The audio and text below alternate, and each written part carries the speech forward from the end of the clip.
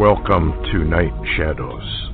I'm Stuart Best, where the paranormal is normal, where that which you thought you knew, you didn't, and where the future can be known if you know exactly where to look. Well, good evening, everyone, and I'm Stuart, as you probably already have guessed, and we have Larry on board. We're going to do kind of a, commentary, I guess, on some of the things that went on in Washington today. This was probably unprecedented in the speech itself, which is the core of this entire thing. The transition of power went very smoothly, but very, very unusual for the president to, in front of the entire Clinton-Bush cartel, to do what he did. Hi, Larry. How are you doing? Hello, Stuart. Thanks for having me. Yeah. What's your take on some of the things that were said there? On Trump's inauguration speech, I thought he said what he said. That's what he campaigned on, and he said what he meant. And they say the mainstream media went berserk because it only took him 14 minutes to lay it out. Well, he did have plenty to say about the people that were sitting actually right behind him. Yeah. I don't think I've ever heard a more how do I say this, declaration of war. Well, yeah, I think you're right, Stuart. And what's interesting, they had Lou Dobbs had Nigel Farage from England on a while ago. You know, he's part of the Brexit movement. Yes. And Nigel Farage made a comment about that 14-minute speech, and he said, you should have seen all the faces of other presidents and high officials behind Donald Trump. They looked like they were sucking on lemons. Well, for him to do that publicly and really come after the Bush-Clinton cartel, which also includes the CIA and the NSA. We all know that now. By now, we've figured out who's who. And it seems like he just is going after all of them. He even went after Schumer for blocking, he didn't do it at the speech, but he did it later, where, the Democrats are, of course, obviously boycotted. What was it? 56, 46, some big number. Can you imagine boycotting that? 68. Go ahead. Yeah, 68. There were I believe it was 68 or close to 70 that didn't go. And I really laughed today when I heard someone comment, well, he hadn't even got in office good, and he didn't have to drain the swamp. The swamp's already leaving Washington, D.C. They won't stay there. Good. That's a good comment. Maybe if he makes it uncomfortable enough, they will simply just leave. But I kind of, when I was watching Clinton and Hillary, I kind of got the impression they're afraid. What's your take on that? I mean, he can go after them now. Well, my take on that is very interesting. Yeah, my take on that's very interesting because unless we come out with an executive order that we didn't know about, Obama did not leave cover for Hillary Clinton against prosecution or more investigation, period, or Bill Clinton. He kind of left them out in the cold. Wow. Well, that's right. He did not issue a pardon, did he? That I know of. Did you hear of any such a pardon? I know he pardoned all kinds of people he shouldn't have, but that's typical Obama, and literally giving the finger to the American people and goodness or righteousness, I guess one could say. And the other thing I noticed was the prayers. They really brought back in Jesus Christ, God the Father, et cetera, et cetera. What's your take on that? Are we watching, how do I word this? Is this a delay? Is this the last chance? We got two options. This is the last chance for America to heal herself and at the same time bring Israel into the mix, get their Sanhedrin up to speed, get the temple up to speed. And speaking about the temple and the Sanhedrin, let's kind of deviate off in a little bit. Israel seemed to think the possibility of a massive attack was a real possibility. You followed that much more closely than I did. What's the deal with their launch of a new system and their troop movements? Well, what's interesting, I followed very closely, and of course I got cyber attacked, and nobody's heard from my Yahoo group or got any emails from me in a while, and I got hit by a high-level attack.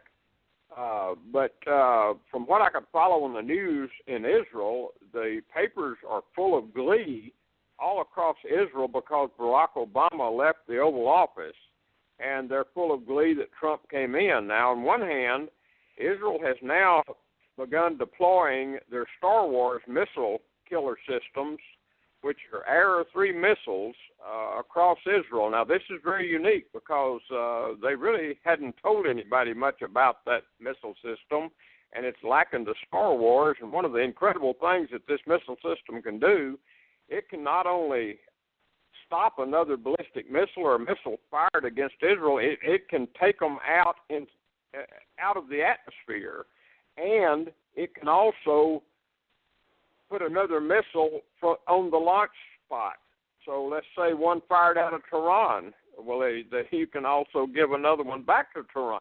It's a very unique system, and it's kind of a secret project system, and they've deployed them as secrets out. And they wouldn't have done that with a secret like the Arrow 3 or the Star Wars missile killer system just on a hunch that somebody may attack. They probably got good intel that this is a very dangerous time for Israel. Now, on the other hand, Times of Israel were reporting that as the Israelis were welcoming the new 45th U.S. president into office, at the same time the Israeli Defense Forces were moving more forces across Israel in rapid deployment, and also preparing for an escalation of Palestinian violence and any attacks because of the U.S. Embassy moving to Jerusalem and apparently favor of Israel having more control over Jerusalem than when Obama said Jerusalem is not in Israel. It seems the Trump administration is diametrically opposed to that. Now, on the other hand, too, what's interesting is the fact that I was trying to remember his name, the new press secretary or the new, I believe that's his name. Yeah, here it is, Sean Spicer. He's the new Trump spokesperson. He made an announcement that the movement and announcement of the Jerusalem embassy by the U.S. is coming soon.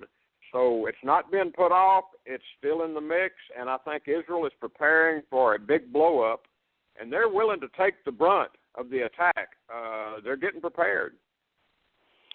Well, what I can't quite understand is what difference does it make where the embassy is to the Palestinians, other than the fact that they want half of Jerusalem and they want half of Israel.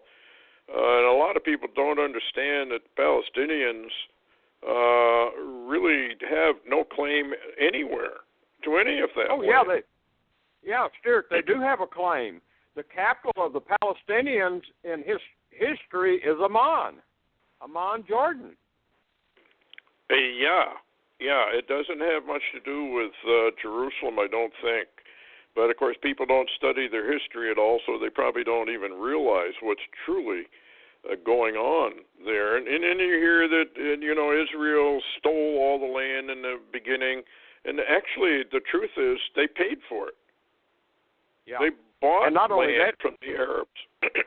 Well, not only that, Stuart, not only did they buy it or obtain it by war, everywhere that Israel exists, if you dig down into the ground, you can only find Hebrew stuff.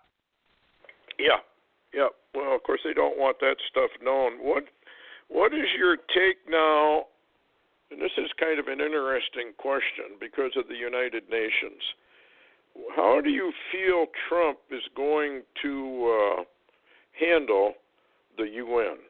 What's your take? I believe he's going to really get kind of tough with them and may even throw them out altogether. But we don't know. We don't. The guy is kind of complicated in one sense, but he's very simplistic in another. Well, his mainstream media today, they said his 14-minute inaugural speech, which everyone has claimed is the shortest inaugural speech in history, the mainstream media said it was very blunt. I guess lacking bluntness to lies. But what blood is, Stuart, from what I can tell, is it appears Trump tells the truth, and that's so blunt, it takes a while for the mainstream media to figure up a new lie to cover it. Yeah, and I noticed 14 is 77, 7 plus 7, or 77, which I find very, very interesting, knowing how the Lord does things. 7 is, of course, completion. And Donald Trump being the last Trump. And I'm especially think the last Trump for the United States. But do you think that he will go after the UN, or is he going to try and work with them? This, what we got here is how do I word this? We still don't really know who Donald Trump is. We do know, obviously, the hand of the Lord is on him. The question is, how long, and is the left going to tolerate any of this stuff? I mean, obviously now he runs the House, and the Republicans have the Congress. However, he's got a lot of enemies in the Congress to get things done. So what do you think he's going to do as far as the UN and the globalists? It sounded to me from that speech that he's declared war on them, because Obama, Bush, Clinton were all UN, basically UN operatives. What say you? I was listening to Nigel Farage talking, and he said the American people get it, mainstream American people, but now the left and I guess which includes California and New York and other locations, they don't get it. And he said what Farage said was, he said actually the American people through Donald Trump took back the White House, and it's a revolution. He said they hadn't figured out yet. This is a civil war.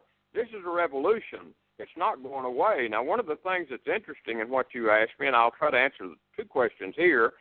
One thing, you talked about the numbers. Now, that's ironic because I don't know if anybody checked, but Donald Trump is 70 years old as he was inaugurated as the President of the United States, the 45th.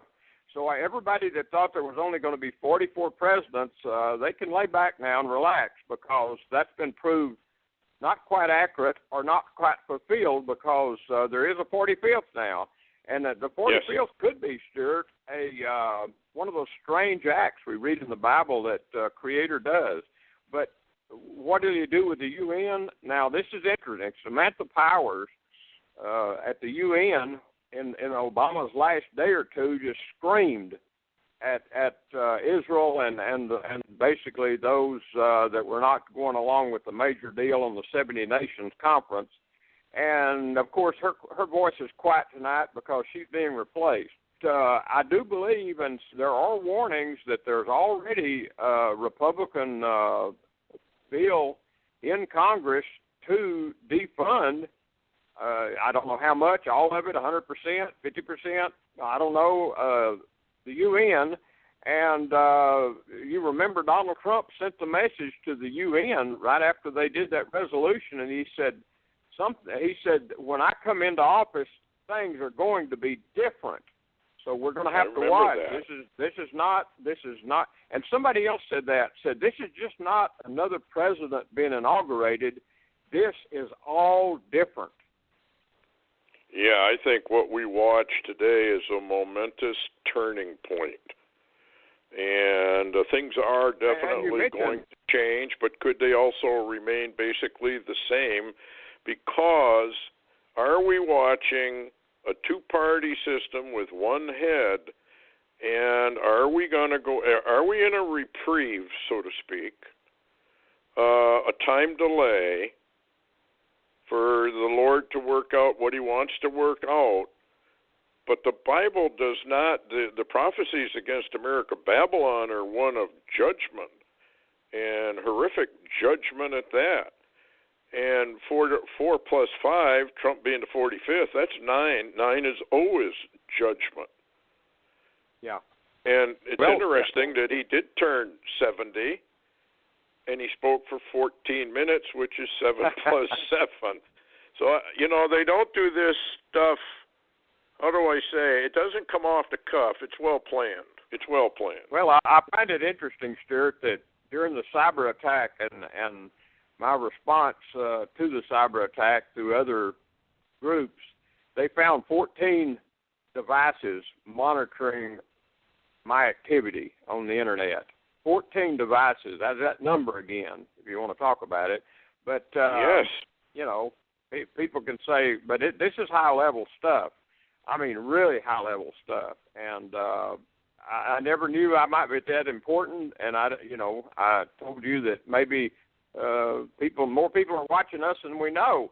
But this is what's interesting, and I have to say this: Donald Trump made a very interesting claim at his speech last night.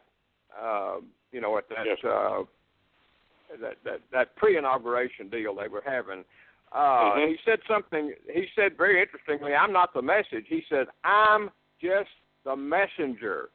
Now, I heard that clearly because that seemed to ring from what the rabbis in Israel were proclaiming of Donald Trump being a Messiah-like figure, but they weren't calling him like the Messiah at all or the Messiah. They were basically saying, as Tom Hard cleared up when he got attacked about what the rabbis said, he said they are saying he's something like a possible John the Baptist that comes as a messenger. He's not the one, but he precedes the one with the message. And so I find it interesting Trump said that. Now, I do believe that, everything about Cyrus, it seems to really fit into the picture clearly. People can read Isaiah 45. It clearly talks about it. And I think, Stuart, that we will have a short window. I can't say the window will be a smooth place at all. It may be very rocky. And I think that Trump, who has more enemies than anybody other than Israel on this whole planet, actually, and a whole lot of them in Washington, D.C., I believe it's a window of time, and I don't know the time frame, but, I remember your words, and they echo in my head all the time. We would have healed Babylon, but she would not be healed. So maybe he brings that message, and it's the final trump or message, and we don't know. Something may happen. People may not pray anymore. People may get relaxed, just relax and think it's all fixed. It's not fixed. Trump has said before, this is the beginning. This is not the end of something. Well, Trump is kind of John the Revelator. It's almost like he's opening up. He's unsealing that which was hidden. The secret work of the Bush and Carter not Carter, but Clinton cartel, which has had a grip on Washington for almost 50 years? Yeah. And they were solidly entrenched. And, of course, Bush Sr. and George Bush Jr., whatever you want to call him, Obama were all in favor of globalist New World Order. But I noticed some of the commentators were talking about Trump and saying this is the New World Order, which I find kind of scary in a way. Well, Stuart. Yeah, go ahead.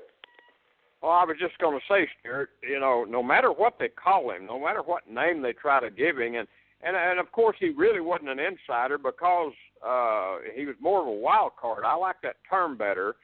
Yes. And as I say again, it reminds me of a biblical strange act.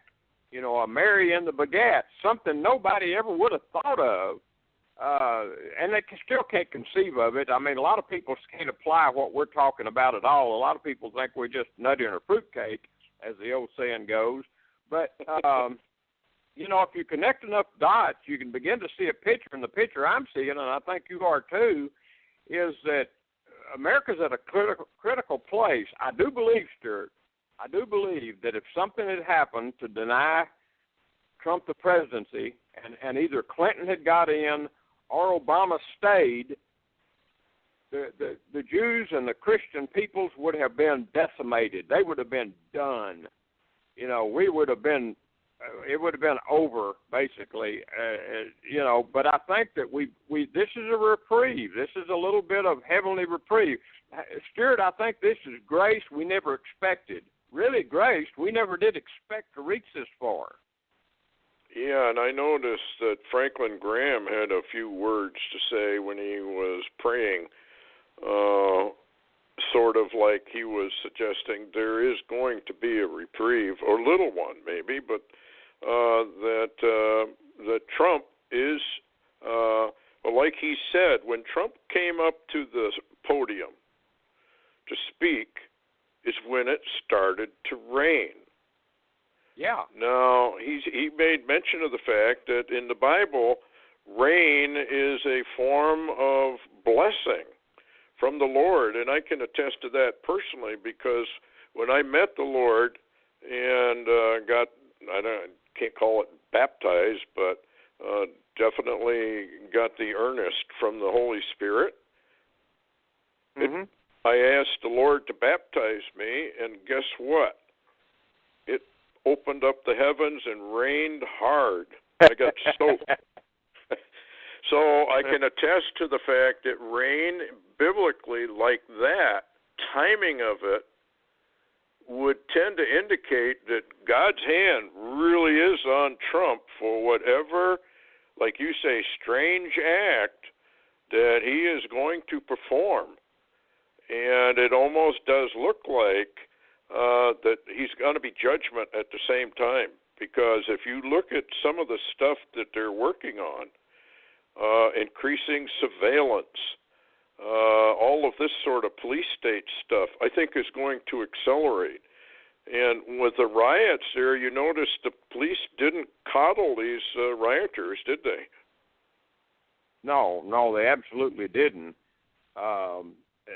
But, you know, there's one thing that I noticed, like you were talking about, real clear. I was watching, it seemed to begin when Trump arrived in Washington and went to that the entertainment portion last night when they were singing songs and he was standing there and clapping them and really, you know, giving them honor for what they were doing. You know, it was almost like, Stuart, after the years, or at least 8 years, but more than that, really where the Holy Spirit and Jesus Christ, et cetera, has not been welcome to those meetings. Yes. It's almost like there was a paradigm shift in the heavens, and I saw a different spirit operating around Trump and Washington at that point. There was a new spirit in town, so to speak. And I watched it unfold. I listened to those wonderful songs, and it just brought tears to my eyes. I hadn't felt that in a long time. Stuart, for the last 8 years or more, I have wondered what nation I was born in anymore. It wasn't anything like I was raised, you know, in my youth or in my church days or, you know, when I didn't go to church so much. None of that. I mean, you know, and trying to find the Lord and find who he was and what he had for me and et cetera, you know, there was always in this land, there was a freedom in the spirit to do that. And that was stopped for at least the last 8 years or more, actually. This began way back.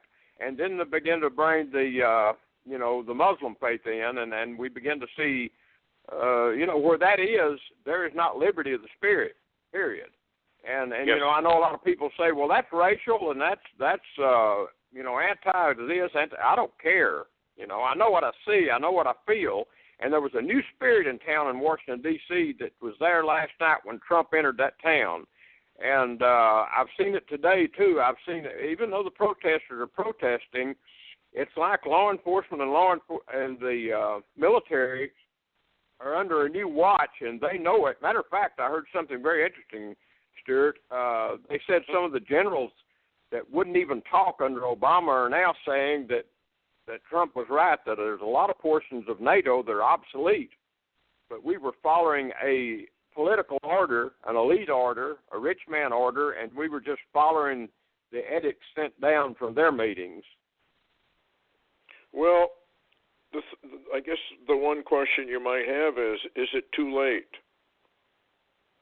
Well, I don't know. I mean, I really honestly don't know. I feel like we've got a window of time, and this is what's interesting. I was watching one of the pastors from Dallas, Texas on there today that is an advisor for Trump, and he said something very interesting. He said, I find it so interesting that he said, 2 decades, all the presidents and the leadership, Democratic and Republican in America, all they've done is try to bring that new world order without borders. And he said, all of a sudden we got a new sheriff in town, and it reminds me of Nehemiah. It's like, go build walls. Yes. Yeah, there's no question that this is a combination of Cyrus and Nehemiah, and I think Esther. He's a form of Esther in a weird sense, because it was her that went before the king and stopped the massacre, actually total massacre, of the Jewish people. Obama was coming after the Christians. There's no question about it. He was out to get them. In fact, he said he was going to win the war against Christmas. Well, he didn't. So God had obviously other plans. But maybe this will turn around at this point.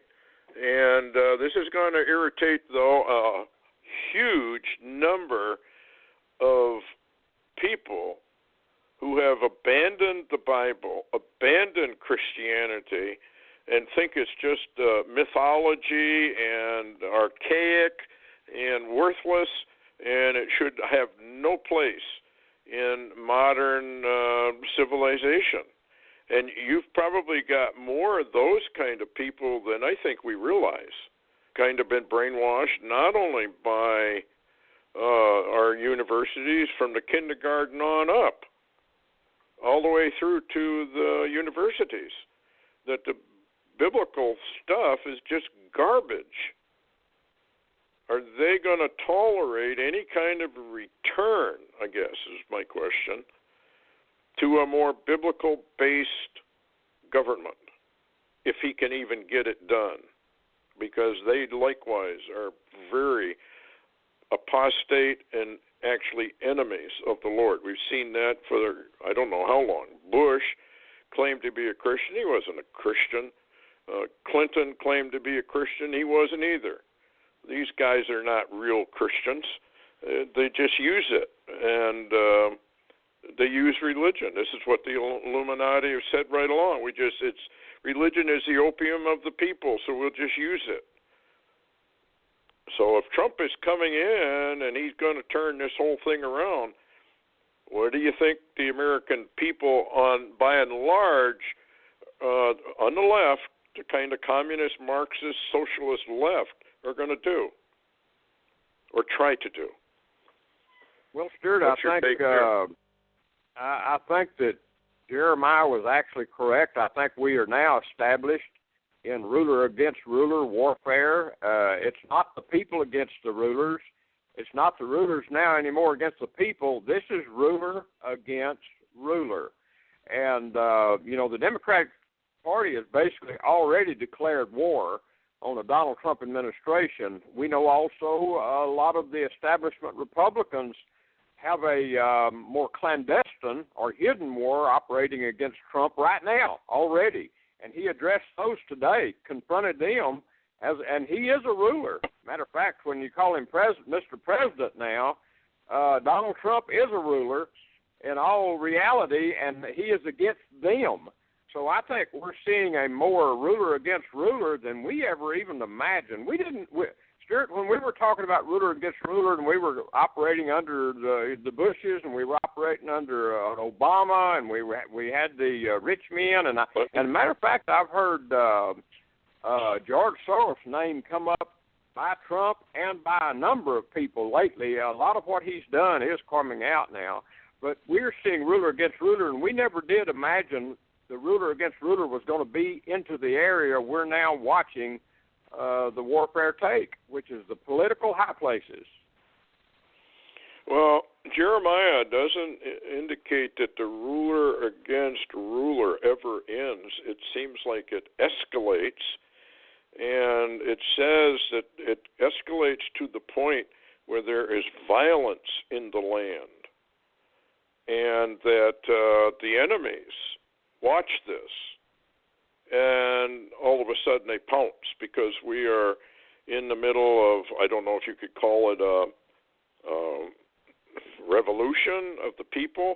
I don't see that in the scriptures, but I guess if you've got rulers fighting it out, like governors against Washington, et cetera, and you have all these core cities now that are telling Trump, well, you're not going to tell us what to do. That's ruler against ruler as well. There you have mayors of big cities and probably some governors who are just going to ignore anything Trump tries to do. That's my concern, is that we have gone too far. We've been infiltrated too much to such a degree that he, even with all his good intentions, if they are good intentions, he's not going to be able to stop it. And we will go, like you were just saying, into a really big-time ruler against ruler. It's already starting. I mean, you said 68 Democrats refused to show up? I mean, what kind of a picture does that show the American people? Well, it shows the American people. This is supposed to be a celebration. It's a celebration for the American people. And one thing Trump said, he told the American people today, "You just won. You just got your government back after many, many years of not having a part in it."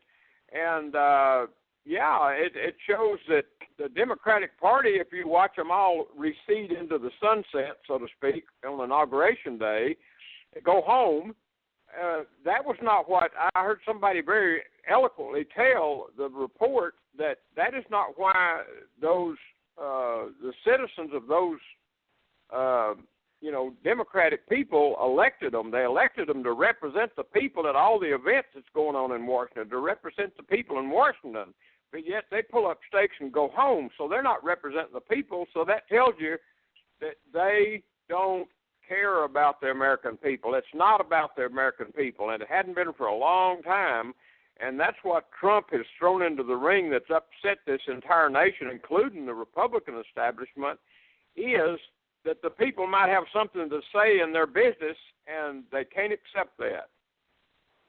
Yeah, they've been in power far too long, and it's like Mitch McConnell and all those people. These are the Republican Democratic cartel, basically, in the system, and they're not about to give up power without a fight, which leads me to believe that because the pushing and the shoving's already begun. I mean, he's within an hour after he was sworn in, they were going after him. And yeah, I guess yeah, go ahead. I was just going to mention right here that on top of that, the Democrats have already slowed down the inauguration process as far as approving the government, the new government, for Trump. And Trump so far, Mike Pence actually swore in General Kelly and General Mattis.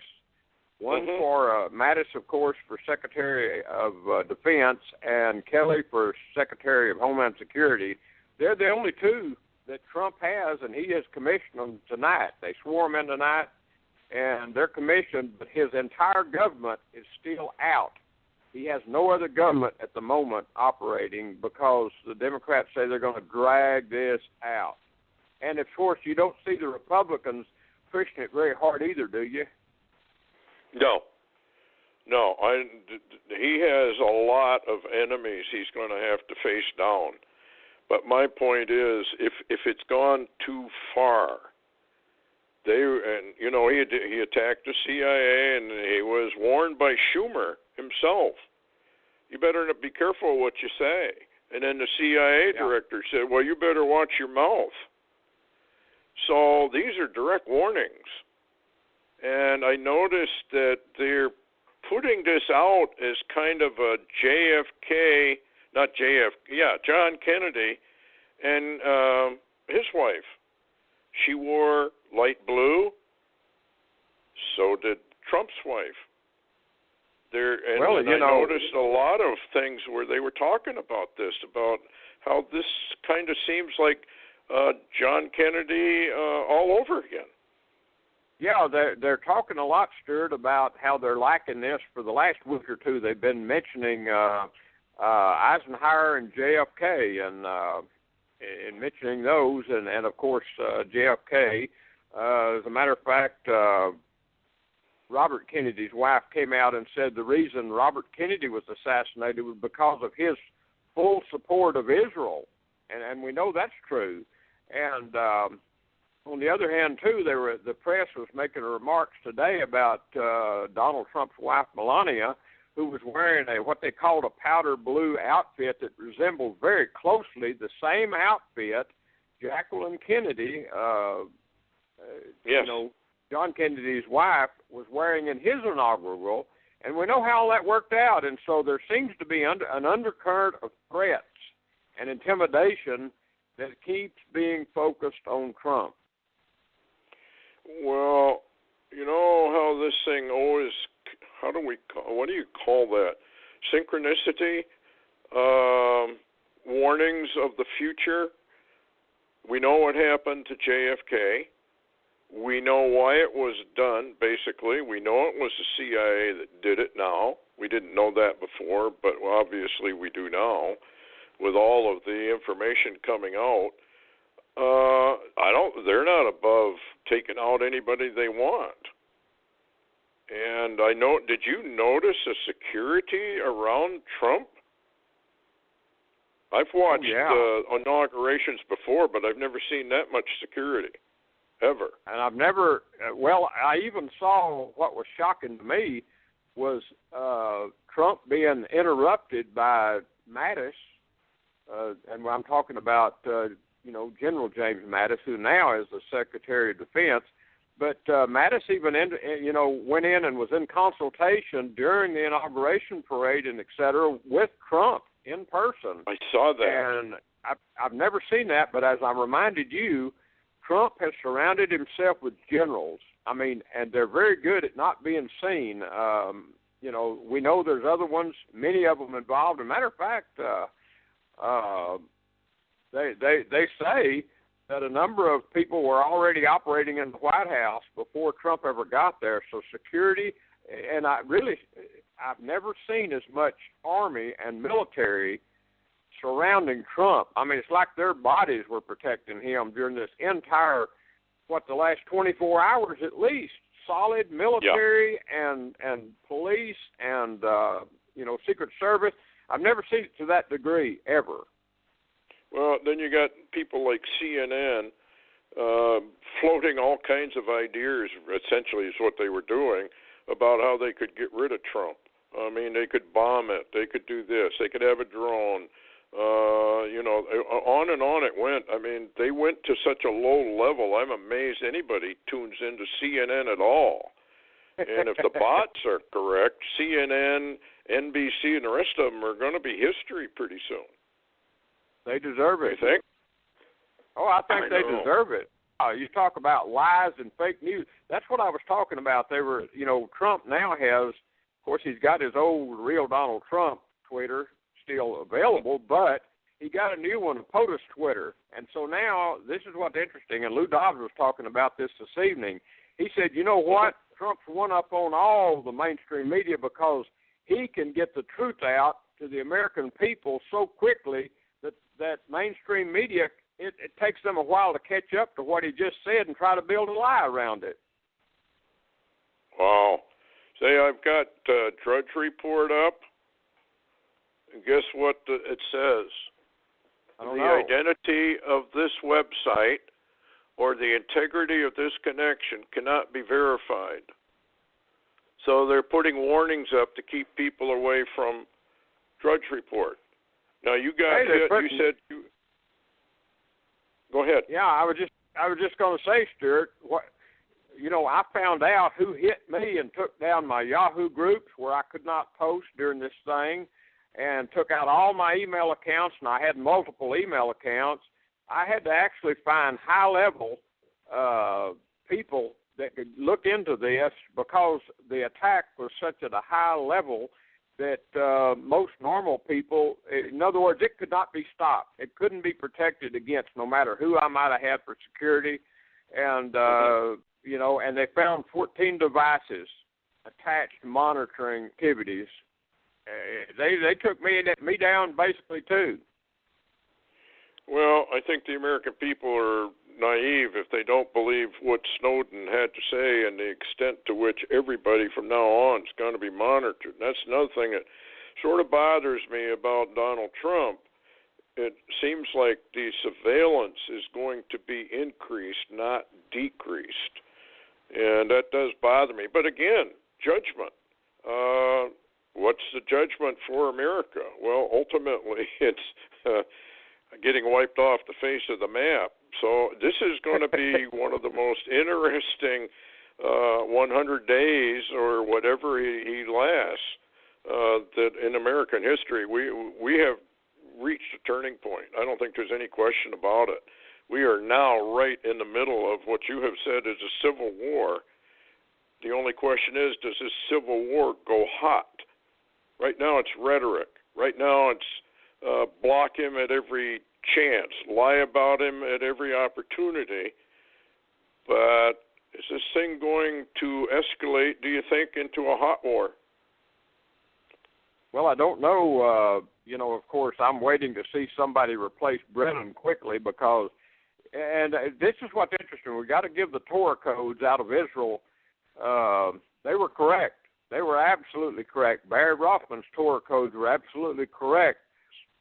That Trump had a surprise and he became the president of the United States in 57-77, and so they were accurate. And of course, there's other reports going out also of the accuracy.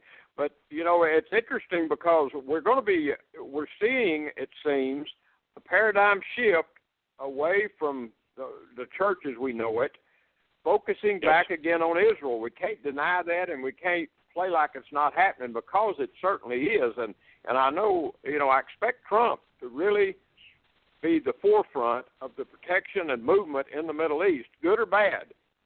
He's going to be there and involved, and where Russia's going to be and all these others, I do not know. But we're not living in dull times anymore. I guess not. How can people reach you, Larry? Got to close down here shortly. Right now you can't unless you just go read my blog, LarryWTaylor.org. It's the only thing working. And some people made contact with me and said, "Well, we didn't know you was down because we were spoiled. We were always waiting on something in our e-box to tell us to go look." So people, just look for yourself. Yep, go to Larry's blog because he always updates everything very, very soon as the events occur. And this is a heads up, folks. There's a lot of things that can happen. When God is in the middle of the equation, he does strange acts. You just never know from what direction it's going to come. Anyway, thanks for listening, everyone, and we'll see you again next week, the Lord willing. Good night.